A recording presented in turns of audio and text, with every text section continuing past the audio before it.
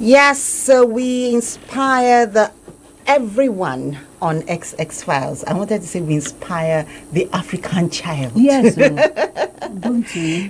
We actually do. Actually, we inspire everyone because on XX Files we inspire every woman. And once you inspire the woman, don't forget that you inspire the whole nation. It's a beautiful morning here in the city of Ibadan. Quite sunny, though it rained yesterday, and it's a wild shower of blessings. I say wild because it beats me blue-black yesterday. Though I enjoyed it anyway. It's a long time I actually entered the rain because I had to get coffee home. for you. I didn't know. Anyway, no problem. Sorry. I'm here. Well, better and stronger. XX Files is a program that inspires women and the whole world at large. But today we are having a twist to the program because on Radio Nigeria we are celebrating the Day of the African Child. We know that in Nigeria we celebrate the Day of the African Child on the 16th of June every year.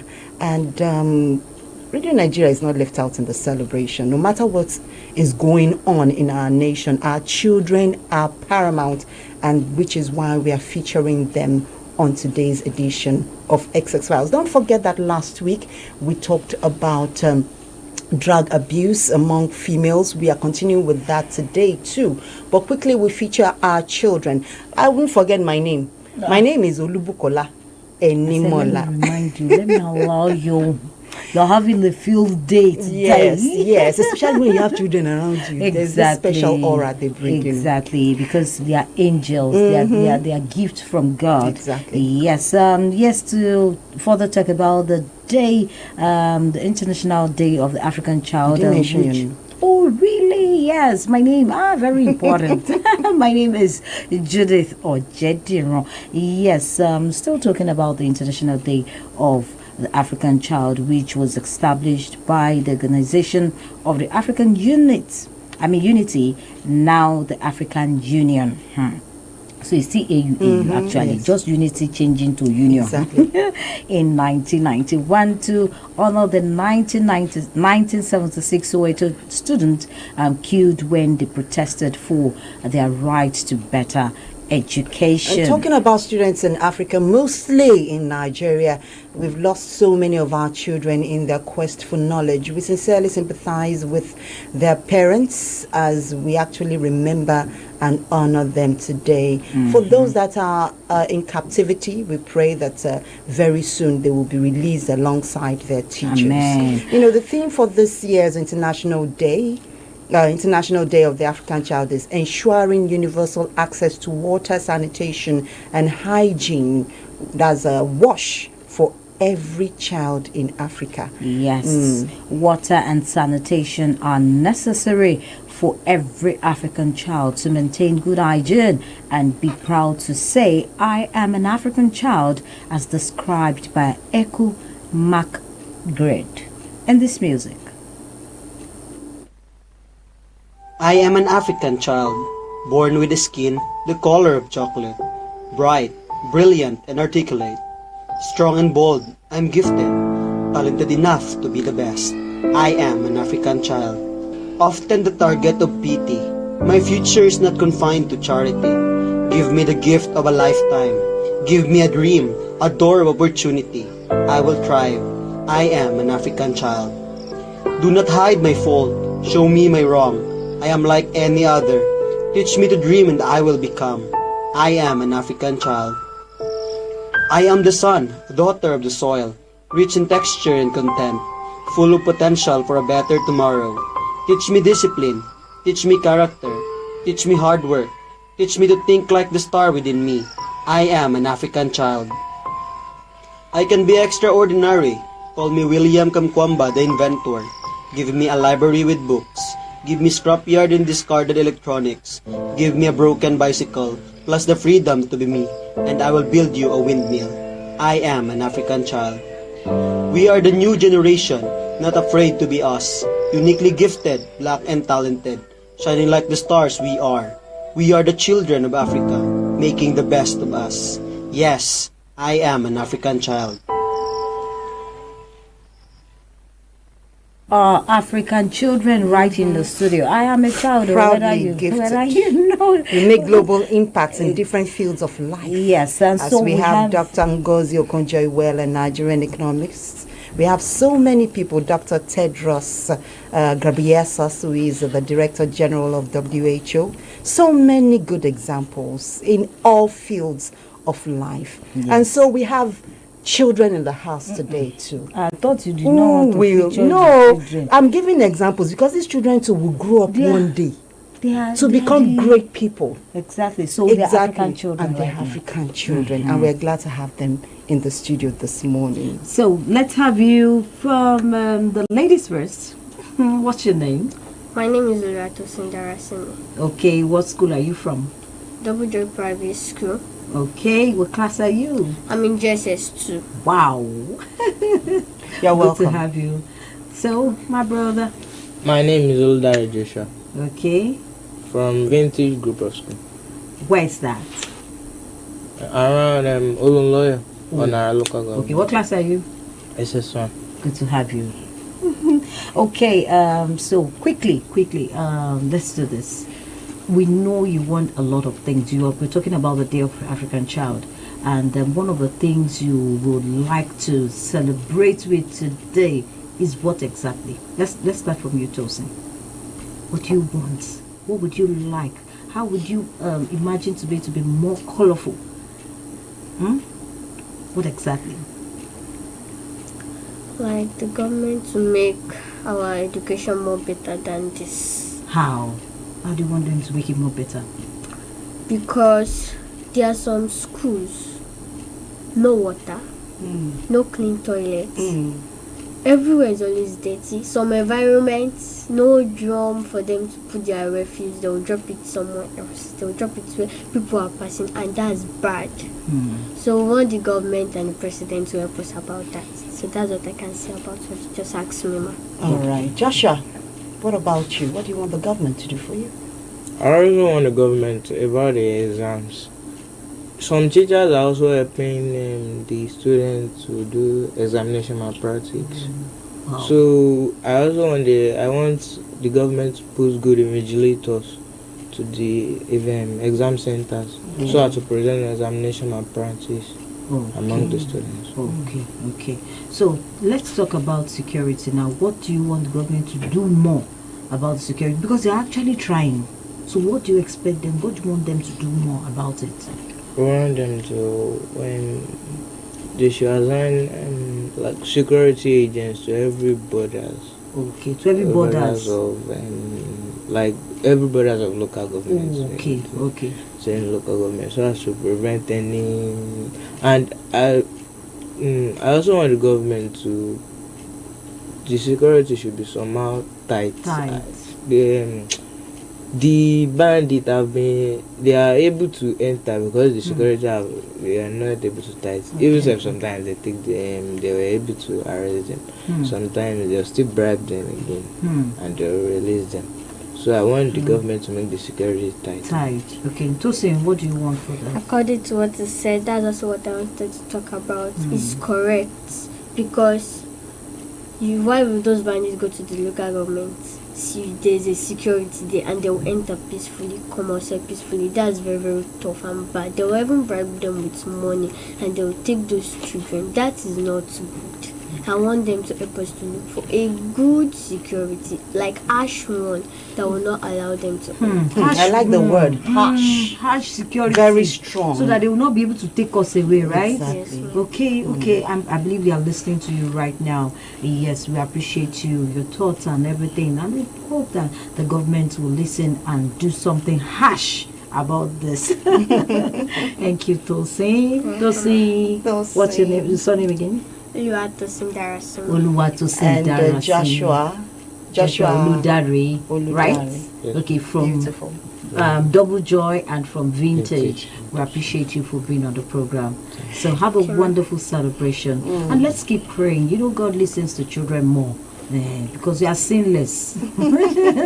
So let's keep praying that those in captivity will come back and will rejoice together with them. Amen. Yes, in case you're just tuning in, this is Premier FM 93.5 and the program is XX Files. We are celebrating the Day of the African Child, which was why you heard the voices of the future leaders of tomorrow on the program today. You know, the African child is known to be responsible in character and attitude, but because of social media, peer pressure, and civilization, we have some of our girls into drugs too, which we started last week. I mentioned that earlier.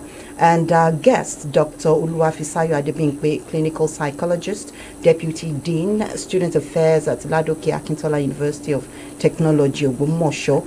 She stated that drug use can lead to homosexual among our girls. Well, Sheyi Oweye continues with the interaction. Let's take a listen.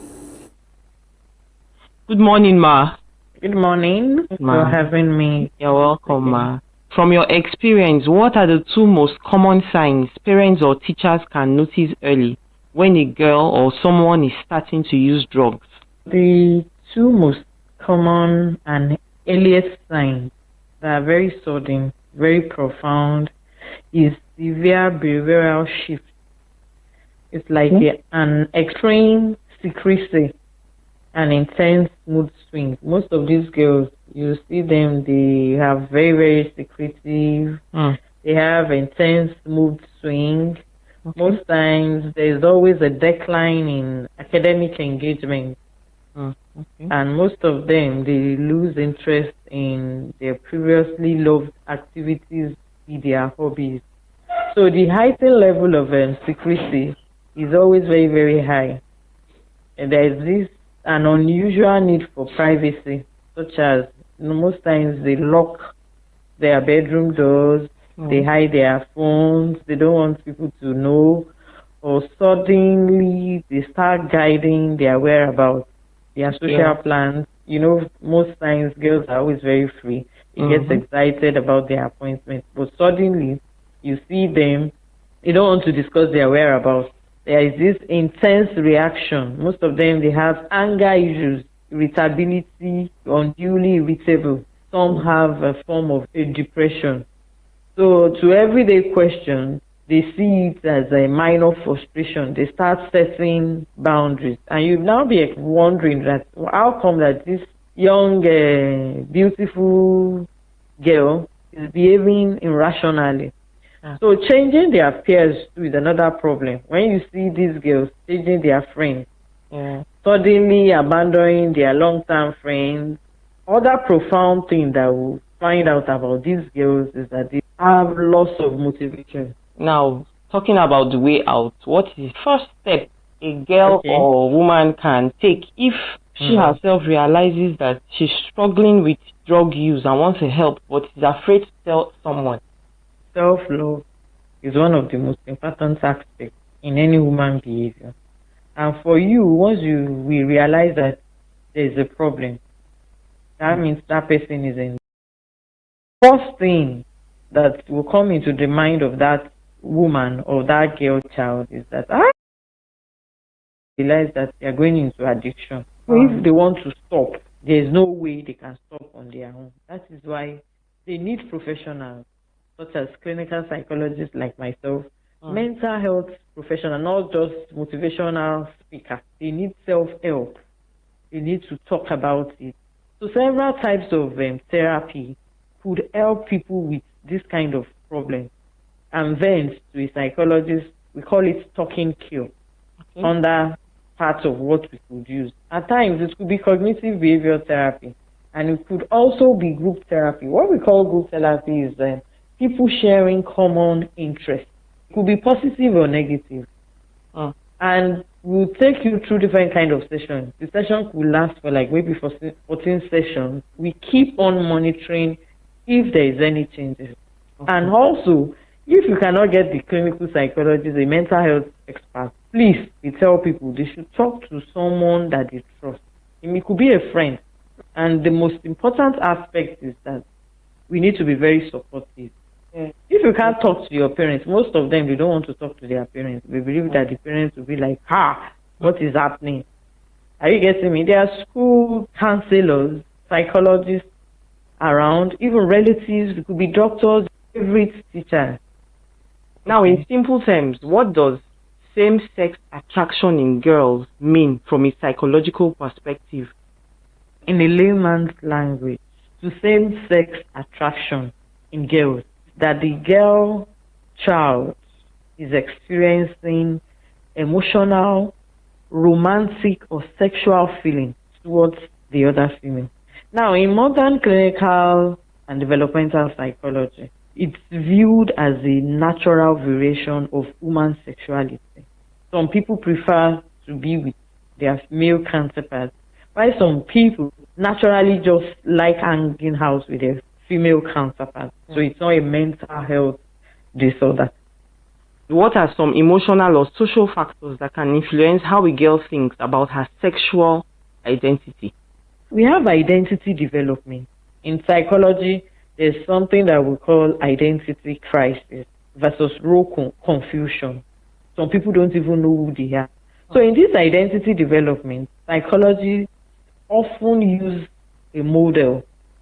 One of the models that is very, very important that we normally use is the CAF identity model to understand how girls process their attraction. You'll be wondering, why are they attracted in this way? So this process typically involves stages of awareness, identity exploration. Are you really aware of who you are? Have you really explored your identity? And eventual integration into a broader community. We also have the social and emotional factors. Because of societal stigma, girls experiencing same-sex attraction may face these unique psychosocial stressors. We normally refer to this as minority stress theory. So a supportive, affirming environment is critical for their emotional well-being. That means we need to be very, very supportive for this identity formation. So what are the components of this attraction that they normally have? Okay. So the first one is romantic emotional attraction. So design deep emotional intimacy, infatuation. All of them, they say they have crushes. They are crushing on somebody. And romantic partnership with other girls. Another one is physical sexual attraction. Experiencing that physiological arousal or sexual interest toward other females. The third one, attraction versus identity. That's where the major interest is in now. So experiencing same-sex attraction is just a feeling. In our setting, our culture is more of an heterosexual culture. We are not homosexually inclined. So now, once girls often experience attraction long before they choose a label, feeling is quite different from adopting an homosexual trait. So once it's beyond the capacity of having that feeling, that means you are being labeled as one form of homosexuality. So now the other developmental trajectory, age of awareness. The first awareness of same-sex attraction frequently occur during the early adolescence stage, maybe around 11 to 13. Female sexuality tends to be highly fluid. A girl's attraction may shift. It could be broadened or become clearer over time across the spectrum of bisexuality. Many girls do not follow a strict sequence of feeling different. In some do careless. So they experience period of even questioning an unlabeled identity. You'll be like, why am I tilted towards this thing? They will just be questioning themselves. It's not that they are into that behavior. There is a need for strong family connectedness. You need to be connected to your family. When a young girl or female or a woman feels confused about her feelings towards other girls, it's possible that not just even that feeling, that started probably making some moves and all that. What kind of support or counseling approach is most helpful for her mental health? The first thing I would say is that once we've identified such people, let them come to the mental health facilities. A lot of people don't want to go into mental health anything that has to, because of stigmatization. They can call in the nearest psychologist on someone that is an expert on this field. Because the earlier the better. It's not something that they can manage on their own. Yeah. That's why we are saying they are confused about their feelings. It has already happened. There's nothing that we can do. So when a female, whether a young girl, a teenager, or an adult, feel confused about a romantic or sexual feeling towards the other girl, the most helpful approach that it would be an immediate thing is what we call an affirmative therapy in conjunction with what is happening to that kind of person. Now, the psychologist will serve as a guide. They will provide the individual with pressure-free environment to process what confusion means to them, because already they are confused. All this homosexual identity is just a temporary phase of questioning for them, so they need that help. What advice would you give parents when their daughter is asking questions about same-sex relationships so that they can respond in such a way that protects her well-being? You know, in this part of the world, we say, hey, there's what we call unconditional positive regard in psychology. It's one of the counseling space that must offer total acceptance without being judged negatively. When someone can be able to speak openly without the fear of moral judgment or attempts to change their desires towards that questions that they are asking. Now, to protect any girl child's well-being, please, let's prioritize unconditional love so that we don't end up going forward and backwards. Open-ended listening and age-appropriate honesty. So focus on keeping communication channels rather than lecturing. So most times you do a lot of lecturing. Have you finished your lecture? Are you getting me? Without really getting anything out of that situation. So confirm whether she feels safe exploring that identity without fear of judgment, rejection, or shame. Because shame kills, rejection will make you run into anxiety-related problems. Let's listen and validate. Be curious, not being critical. So when the child is talking, please resist the urge to interrupt. Because most times we normally interrupt. We even make assumption. Even if the child has not even gone into that very intense level, turning in our head, he has done this. Ask gentle questions like, what made you think about this? Even talking about it today. Are you ready to talk about this? Keep the focus on that child. Avoid reacting with shock. Hey, Pamir. Oh, are you getting me? Disappointment. What are people going to say? Or immediately offering fixes. Let her know that coming to you was the right thing to do. That your love for her hasn't changed. For younger children, please keep answers simple. Don't complicate whatever your response is going to be.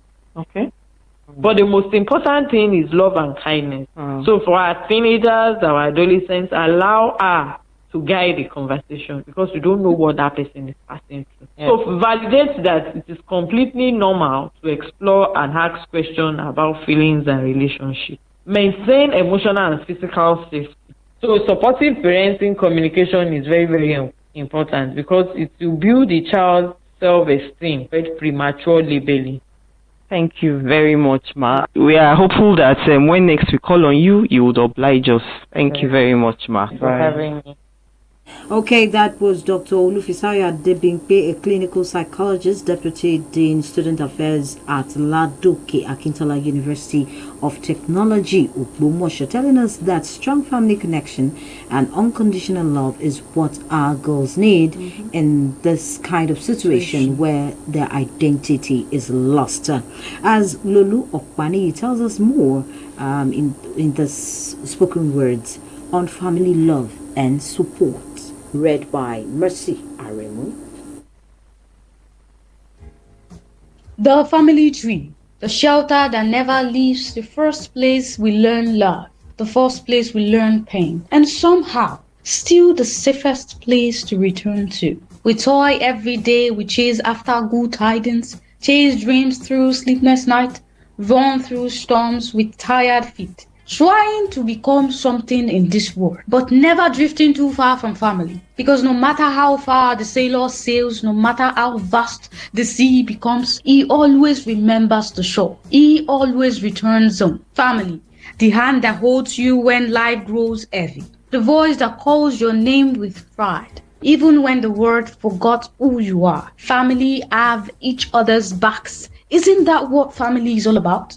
Choosing one another again and again, no matter the odds. A family that sticks together stands the test of time. A family that sticks together stands through storms and wild wind. A family that always finds its way back together stays strong and never collapses. Because love at home creates strength the world cannot destroy. For what can you tell a man who is loved deeply at home? Nothing. He needs no validation from strangers, no applause from crowds, no artificial love from spectators. Because family love is not fan love. Fan love cheers when you are winning. Family love stays when you are breaking. Family believes in each other. Family roots for one another. Family sees the wound behind the smile and still chooses to stay. In a cold word, family is the warmth. In a loud word, family is peace. In a reckless word, family is home. Home is not always a place. Sometimes home is simply the people who refuse to let you face life alone. That was Mercy Aremu, written by Lulu Paniyi. This is where we end today's edition of Excess Files. Join us next week for another fresh package. The program was produced by Sandra Nzagu, and the program consists, our crew consists Shiyi Oweye Jadesala. Below the announcer on duty has been Titi Lokbe. My name is Judith Ojediro, telling you ciao, and let's remember our children as we celebrate today. My name is Olubukola Imola. Thank you for being a part of today's edition of the program. Do join us next week. Please remember, safety is key for our children.